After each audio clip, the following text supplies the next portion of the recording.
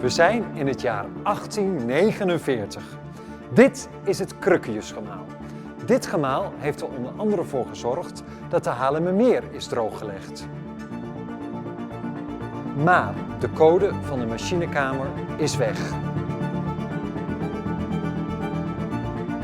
Meneer Crukkius heeft destijds de code in een ring laten graveren. Dit is de escape game van Crukkius. De bedoeling is om het grootste gemaal ter wereld, het Crukkiusgemaal, weer in werking te stellen.